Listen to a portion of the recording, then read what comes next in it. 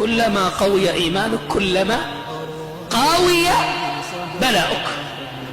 كلما قوي إيمانك كلما قوي البلاء قوي البلاء قوي البلاء قوي البلاء، حتى تأتي في نفسك تكلم نفسك بنفسك لأنك لا تنطق بها غصب عنك، تقول في نفسك الفاسق مرتاح وأنا أصلي وأصوم وأتصدق وأقوم وأدعو إلى الله وأمر بمعروف وأدعو عن المنكر والمصايب تلف. ليه؟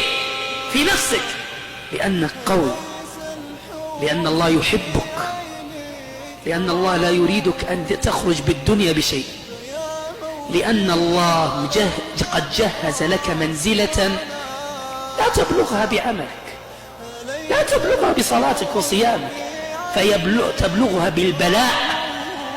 والبلاء ما نريد ندخل في درس البلاء، ولكن إما أن تبتلى ستبتلى في 4 أمور، 1 من 4 كما قال ابن القيم، 1 من 4، إما أن تبتلى في نفسك، وإما أن تبتلى في مالك، وإما أن تبتلى في عرضك، وإما أن تبتلى في من تحب.